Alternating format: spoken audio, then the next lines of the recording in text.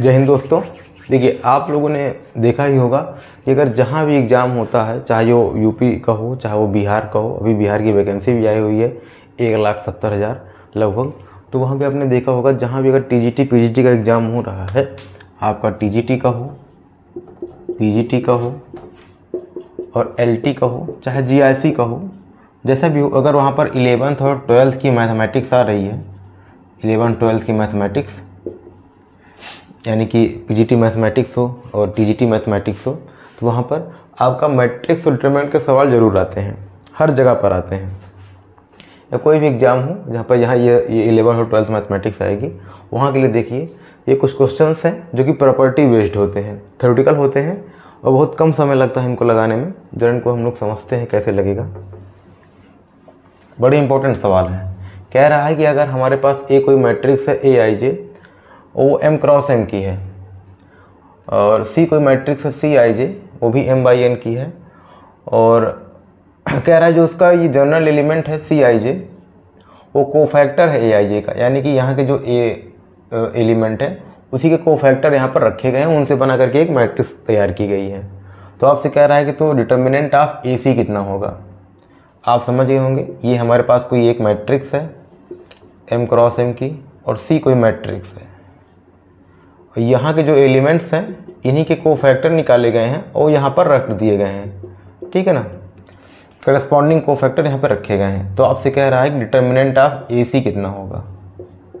तो आप जानते होंगे determinant of AB equal to क्या होता है, determinant of A into determinant of B। बड़ा सिंपल सा रूल होता है। तो यहाँ पर क्या हो जाए, determinant of A into determinant of C।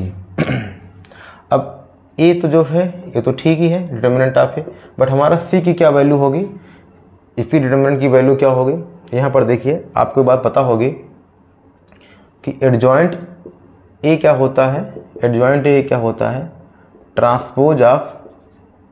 Transpose of cofactor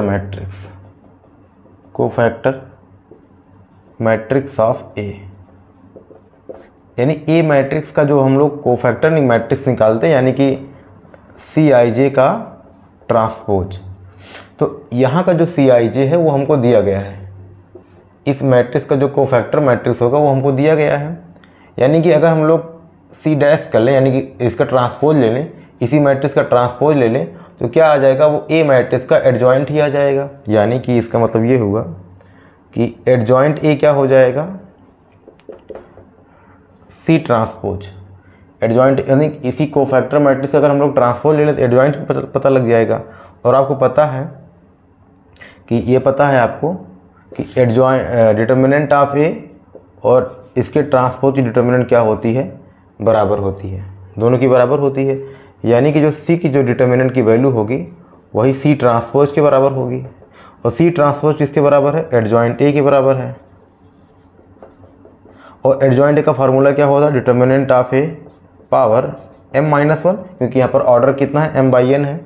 यानी कि C की जो डिटर्मिनेंट की वैल्यू होगी वो C ट्रांसपोज के बराबर होगी, और C ट्रांसपोज हमारा किसके बराबर है, एडजॉइंट A के बराबर है, यानी ये इसके बराबर हो जाएगा। और इसका जो फार्मूला होता है ये होता है, यानी कि हम डायरेक्ट इसको यहाँ पर अगर पुट करें तो क्या आ जाएगा, determinant of A to the power M, यानी कि ये वाला आपका ऑप्शन करेक्ट हो जाएगा। प्योर थ्योरेटिकल सवाल है, ठीक है। और एक सवाल और देखते हैं।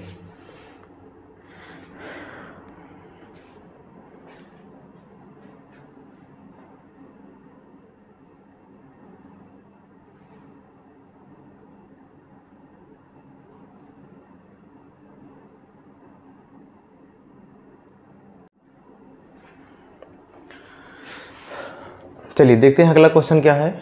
क्या कह रहा है कि व्हाट इज द मैक्सिमम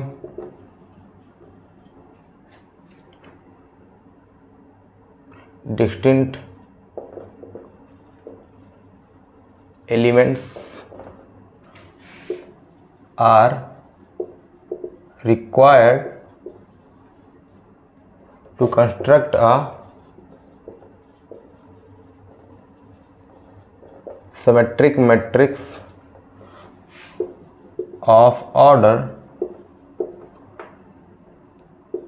12/12 कह रहा है कि मैक्सिमम नंबर ऑफ एलिमेंट पूछ रहा है आपसे कितने रिक्वायर्ड होने चाहिए जिससे आपकी कोई सिमेट्रिक मैट्रिक्स बन जाए जो कि 12 का 12 की हो। 12x12 की एक सिमेट्रिक मैट्रिक्स बनाना है, उसमें कितने maximum number of element required हैं। तो यहाँ पर आप देखिए सिमेट्रिक मैट्रिक्स क्या होती है। अगर मैं 3x3 की मैट्रिक्स की बात करूँ तो ये होता है कि यहाँ पर जो एलिमेंट है A11, A12, A13, A21, A22, A23, A31, A32, A33। Symmetric matrix में क्या होता है कि A12 जो एलिमेंट होगा वही एलिमेंट A21 होगा, A13 जो होगा वही A31 होगा एंड A23 जो होगा वही A32 होगा। बाकी ये एलिमेंट कुछ भी हो सकते हैं, यहाँ तो कोई प्रभाव नहीं पड़ता। बट जब बात अगर स्क्यू सिमेट्रिक की होगी तब ये सारे एलिमेंट को 0 होना पड़ता है, लेकिन सिमेट्रिक में ऐसा कुछ होता नहीं है। तो ये कंडीशन है। यानी कि अगर मैं इसी को थोड़ा जनरलाइज करूँ, अगर हमारी मैट्रिक्स n×n की है तो टोटल एलिमेंट्स कितने होते हैं इसमें n² होंगे। डायगोनल पे कितने आएंगे n आएंगे। ऊपर कितने बचेंगे n² - n/2। नीचे कितने बचेंगे n² - n/2। ठीक है ना। यानी कि अगर हमको ये पता लगाना है कितने एलिमेंट रिक्वायर्ड, कितने एलिमेंट ज़रूरी हैं सिमेट्रिक मैट्रिक्स को बनाने के लिए, तो एक तो डायगोनल के एलिमेंट ज़रूरी हैं प्लस ऊपर के एलिमेंट ज़रूरी हैं। बाकी नीचे वाले एलिमेंट्स तो ऊपर वाले एलिमेंट्स के हिसाब से ही आएंगे। यानी इनमें आपको चुनाव नहीं करना है, आपको यहीं पर चुनाव करना है, उसके बाद यहाँ वाले एलिमेंट तो बनना शुरू हो जाएंगे भाई। ठीक है ना। आपको पता है ना कि Aij की जो वैल्यू होगी वो Aj के बराबर होगी सिमेट्रिक मैट्रिक्स में। तो यानी इसका मतलब ये हुआ अगर 12x12 की मैट्रिक्स है तो आपको क्या होना चाहिए, एक तो टोटल एलिमेंट्स कितने हो जाएंगे 12 × 12, डायगोनल के घटा दो अपॉन 2, ये वाले एलिमेंट्स प्लस ये जो आपके मेन डायगोनल पे एलिमेंट्स आएंगे 12 एलिमेंट, उनको इन्हीं को सॉल्व कर लो। क्या हो जाएगा 144 - 12 2 और प्लस 12 कितना आ जाएगा ये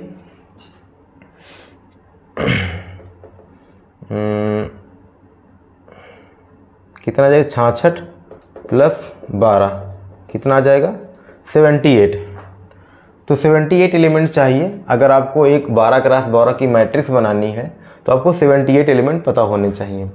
चलिए आगे क्वेश्चन देखते हैं। एक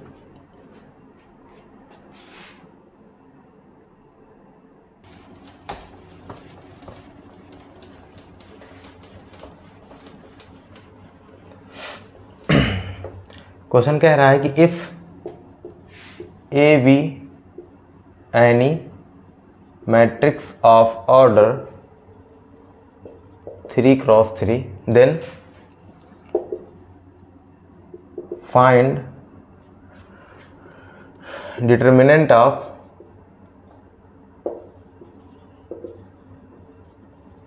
matrix A - A transpose power 2023 2023 चल रहा है 2023। चलिए आपसे कह रहा है कि अगर आपके पास कोई मैट्रिक्स है वो 3 ऑर्डर की है तो आपको ये बताना है, तो आपको ये फाइंड आउट करना है कि उसकी डिटर्मिनेंट क्या होगी। यानी कि आपको A - A ट्रांसपोज की डिटर्मिनेंट बतानी है क्या होगी। A - A transpose to the power 2023 क्या होगी इसकी डिटर्मिनेंट की वैल्यू। बड़ा सिंपल है, आपको तो लग रहा होगा कैसे हम लोग ये निकालेंगे determinant of A - A transpose power 2023 कैसे निकालेंगे। ये बहुत सिंपल है। कैसे सिंपल है, सिंपल आपको हम बना के देंगे। देखिए आपको ये बात पता होगी, अगर A आपका कोई मैट्रिक्स है और मैट्रिक्स में भी कैसे मैट्रिक्स है स्क्वायर मैट्रिक्स है। अगर ये आपकी कोई स्क्वायर मैट्रिक्स है तो आपका A + A ट्रांसपोज हमेशा क्या होगा सिमेट्रिक, और आपका A - A ट्रांसपोज क्या होगा हमेशा स्क्यू सिमेट्रिक। अगर A आपकी स्क्वायर मैट्रिक्स है तो आपका A + A ट्रांसपोज क्या होता है सिमेट्रिक मैट्रिक्स, और A - A ट्रांसपोज क्या होगा आपका हमेशा स्क्यू सिमेट्रिक मैट्रिक्स। ठीक। अब इसका मतलब ये हुआ कि ये हमारी क्या है स्क्यू सिमेट्रिक मैट्रिक्स है। और आपको ये बात भी पता होगी कि अगर A हमारी कोई स्क्यू सिमेट्रिक मैट्रिक्स है, स्क्यू सिमेट्रिक मैट्रिक्स है, प्लस ऑड ऑर्डर की है। कितने की है? ऑड ऑर्डर की है। 1 क्रॉस 1, 3 क्रॉस 3, 5 क्रॉस 5 इस तरीके की है।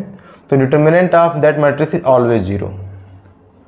तो इसकी डिटर्मिनेंट की वैल्यू हमेशा क्या आती है? 0। उसके पीछे रीजन क्या है ज़रा आप समझ लीजिए। 2 लाइन का रीजन है। क्या रीजन है? आपको पता है अगर आपकी मैट्रिक्स स्क्यू सिमेट्रिक है तो ए ट्रांसपोज की वैल्यू -a के बराबर आएगी। दोनों तरफ अगर हम डिटर्मिनेंट अप्लाई कर दें तो कुछ ये बनेगी बात। वो मैट्रिक्स हमारी n क्रॉस n की है। थोड़ी देर के लिए जनरलाइज करते हैं इस बात को। तो आपको पता है कि A ट्रांसपोज और A की डिटर्मिनेंट हमेशा बराबर होती है, तो ये आ जाएगा। और यहाँ पर नेगेटिव साइन है, जब वो डिटर्मिनेंट के बाहर निकलेगी तो क्या आ जाएगी? -1 power n determinant of A। ये मैं कहाँ से लिख रहा हूँ? हमको पता है determinant of lambda times A equal to lambda power n determinant of A, यहाँ से होता है। अब ये क्या हो जाएगा? उसको आप उधर लेके जाइए तो डिटर्मिनेंट एक कॉमन आ जाएगा। ठीक है, क्या हो जाएगा? 1 माइनस ये हो जाएगा। अगर आपका n ऑड है, तो -1 पावर n की वैल्यू क्या आएगी? -1 आएगी। n अगर आपका ऑड है तो ये क्या आ जाएगा? -1 प्लस तो 2 हो जाएगा। 2 determinant of A equal to 0, that mean determinant of A equal to 0।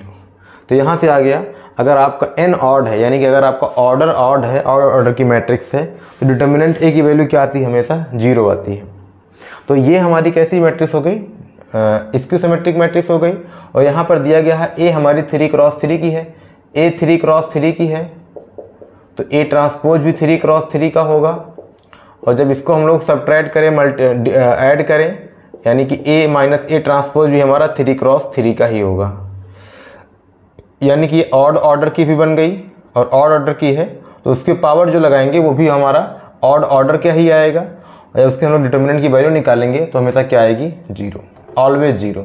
कुछ सोचना ही नहीं है, 0 आ जाएगा। ऐसे सवाल हमको टीचिंग एग्जाम में देखने को ज़रूर मिलते हैं, जो कम समय लगता है सॉल्व करने में।